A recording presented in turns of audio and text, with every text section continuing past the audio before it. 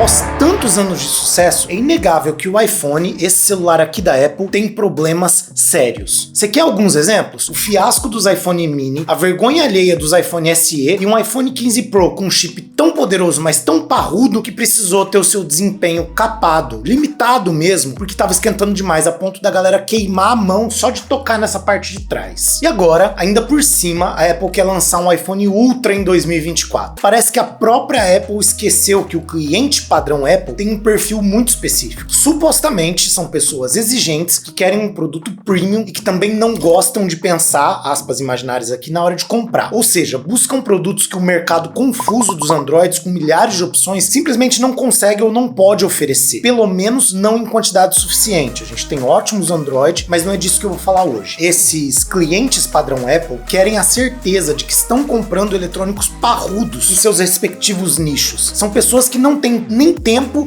nem vontade de ficar pesquisando código de placa lógica, quanto é que tem de RAM, como é que funciona a potência ali dentro. Quem trabalha com marketing vai se identificar com esse termo, que eu vou falar agora. A persona do cliente Apple, o comprador típico, entre aspas, pelo menos nos Estados Unidos, na Europa rica e na Ásia de primeiro mundo, tipo Japão e Coreia, entra numa loja, conversa com o vendedor, explica pra ele o que ele quer e confia que a marca vai ter o melhor produto, mais topo de linha, disponível ali naquele momento pra ele não precisar mais pensar nisso. O problema é que a Apple de hoje em dia atirou no próprio pé e acabou por oferecer atualmente um line-up de produtos muito confusos. Chip de ano anterior, reutilizado em iPhone recém-lançado, design datado, peças velhas, reaproveitadas em produtos Special Edition. Gente, eu tô fazendo aspas demais, mas é porque vocês estão entendendo que o assunto é sério, né? É espinhoso. Uma coisa, cara, é fato, o iPhone precisa mudar. Talvez essa grande mudança seja justamente um iPhone Ultra. Por isso eu, Renato, montei pra você que não deveria seguir modinha nem puxar saco de marca, uma lista racional com o que deveria existir num possível iPhone Ultra. Inicialmente eu tinha pensado em listar cada iPhone, explicar as diferenças entre eles, os problemas de cada modelo, mas isso qualquer um no YouTube faz, até o ChatGPT faz esse tipo de comparação. Comparar o que existe é fácil, o difícil mesmo é fazer esse exercício de futurologia, é tentar imaginar o que está faltando, como a Apple seria capaz de inovar levando em consideração a tecnologia que já existe hoje em dia, já que eu não quero criar aqui nenhum conteúdo de ficção científica, e chegar num iPhone vendável, um iPhone pronto para o consumidor final. A diferença entre esses devices ideais com tecnologias possíveis que eu vou te mostrar agora e o que temos hoje disponível para venda serve inclusive para você se questionar se vale a pena gastar o seu dinheiro agora ou esperar pelos próximos lançamentos. Acompanhe a lista.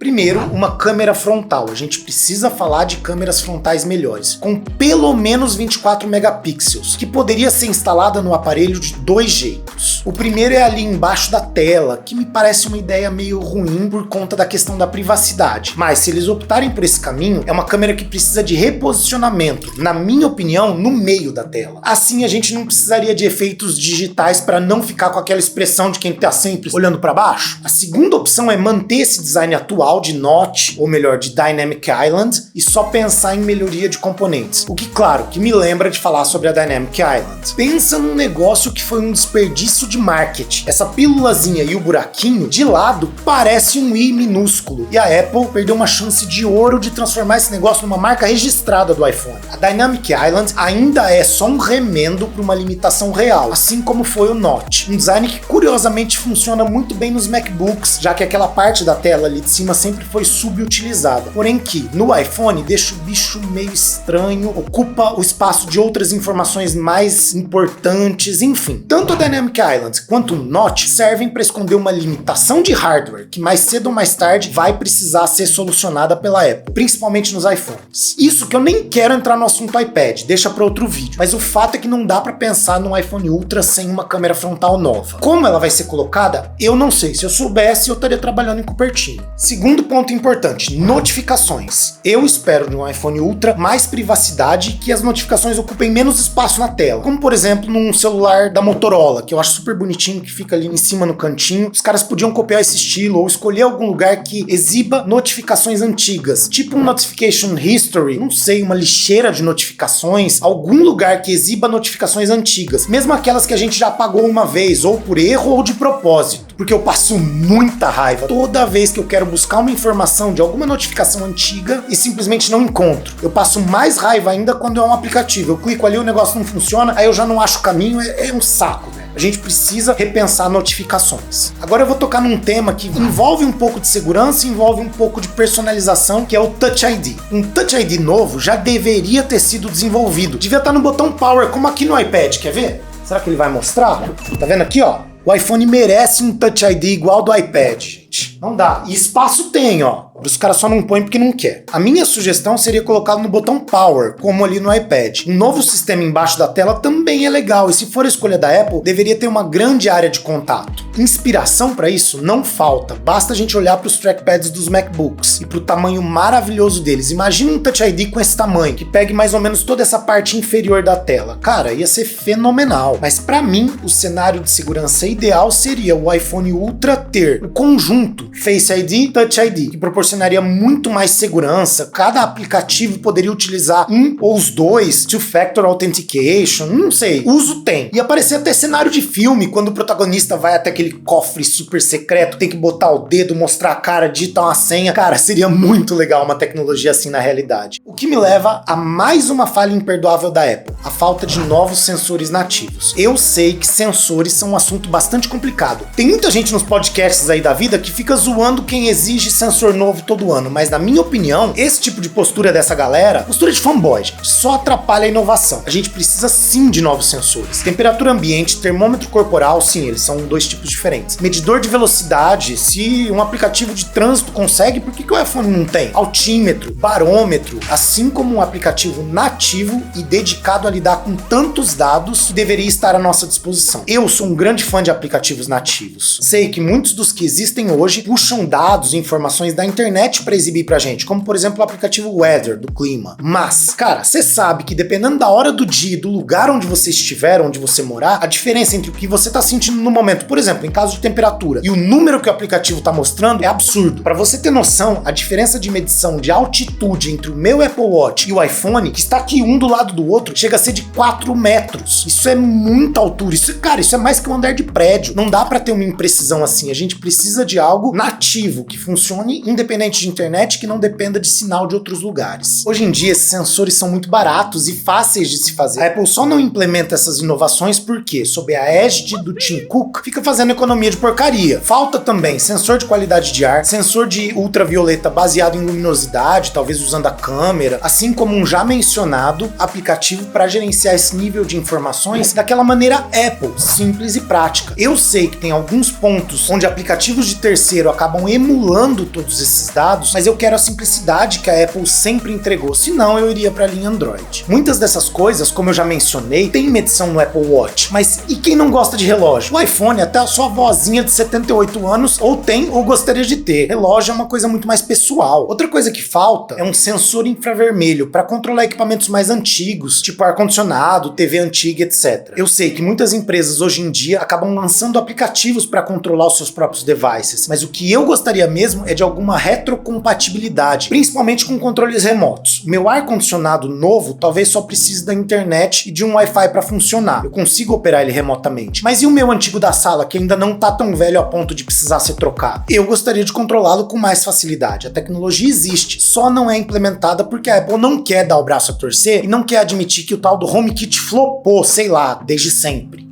Agora, vamos pro meu assunto preferido, que é a questão das câmeras e captação de áudio. Eu amo fotografia, eu faço vídeo para as minhas redes sociais e aqui pro YouTube, inclusive, usando o iPhone em vários momentos. Então aproveita para me seguir nas redes sociais, porque eu costumo publicar conteúdo lá quase todo dia. Enfim, para que um iPhone Ultra seja algo que eu compre, que valha o meu dinheiro, ele precisa de suporte para lentes intercambiáveis, essas lentes encaixáveis, ao invés de múltiplas câmeras. Eu quero uma DSLR de bolso, eu quero um equipamento mais profissional. Eu sei que essa opinião é algo controverso, nem todo mundo vai concordar comigo, mas para pra pensar. 3 lentes, 3 câmeras, 3 sensores tão grudadinhos, pertinhos um do outro. Cara, isso aqui é um desperdício de processamento, isso aqui é um espaço interno mal utilizado, uma redundância desnecessária que acaba fazendo o iPhone custar mais caro. Isso sem falar que cada câmera tem uma resolução diferente, 12 megapixels, 48, e as 3 juntas não batem a capacidade de uma DSLR de entrada da Sony, por exemplo, mesmo utilizando sensores fabricados pela própria Sony. Eu sei que ter várias câmeras virou argumento de vendas pro povão, mas um iPhone Ultra é um produto de nicho, ele não precisa disso. As múltiplas câmeras, e eu tô falando da câmera da frente e da câmera de trás, tem que ser capazes de gravar simultaneamente de fábrica. Nativamente, ao mesmo tempo, eu gravo uma e a outra. Aliás, cadê um aplicativo nativo para gerenciar melhor essa quantidade de câmeras, alternar entre todos os dispositivos, um Continuity Camera real oficial, digamos assim? Isso sem falar que o aplicativo mestre, quando se fala de captação de áudio e de vídeo da Apple, o QuickTime, tá praticamente abandonado nos Macs. Assim como o aplicativo nativo de câmera da Apple, que é uma vergonha. Ficou confuso e incompleto. Precisa de um remodelamento, ou melhor, precisa ser reconstruído do zero, com mais funcionalidades, mais controle, capacidades com mais precisão para um usuário Pro. Eu sei que hoje existe o Halide, Obscura, aplicativos da Adobe, mas quando eu abro o aplicativo nativo da câmera, eu sempre sofro tentando entender qual shutter speed que a câmera tá usando e não me conformo de ter 3 câmeras, 3 lentes, 3 sensores e só poder gravar com um de cada vez. Então assim, beleza, não quer colocar lentes removíveis? Ok, então me permita usar tudo que eu quiser, do jeito que eu quiser, na hora que eu quiser, sem depender de desenvolvedores independentes ou de aplicativos externos. Até porque eu sei que gravar só uma câmera de cada vez é uma limitação completamente artificial. O iPhone dá conta de gravar todas as câmeras ao mesmo tempo, ele tem poder de processamento de sobra para isso. Outro detalhe que a gente precisa falar é do Flash. Faz anos que simplesmente a Apple ignora o assunto. Eu acho que o último evento onde se falou de Flash foi, sei lá, 2013, 14. Já tá na hora da Apple se inspirar, por exemplo, no Nothing Phone e trazer um Flash, RGB, múltiplos LEDs, alguma coisa melhorada. Aqui, ó, em volta do bumper das câmeras. Tudo bem que eu sou fã de LED. Eu gostava dos antigos MacBooks que acendiam o símbolo. Quem não gosta de um LED RGB, simplesmente desliga. Pronto. Eu nunca gostei, por exemplo, de tela always on e desliguei e acabou, segui a vida. Por falar nisso, cara, o logo precisa ser remodelado, nem que seja para uma lanterna. Olha para esse estabilizador aqui. Olha como dá para fazer e dá para fazer bem feito. Imagina um negócio assim no iPhone. Por fim, quanto ao áudio, nesse quesito sim, a Apple melhorou demais ao longo dos anos. Eu tenho que dar o braço a torcer. Os caras fizeram um verdadeiro malabarismo ao longo da evolução do iPhone só para entregar um som estéreo com 2 caixinhas minúsculas em posições diferentes ainda por cima. Mas como não existe nada que não possa ser melhorado, eu espero ver no iPhone Ultra novos microfones, retorno de áudio nativo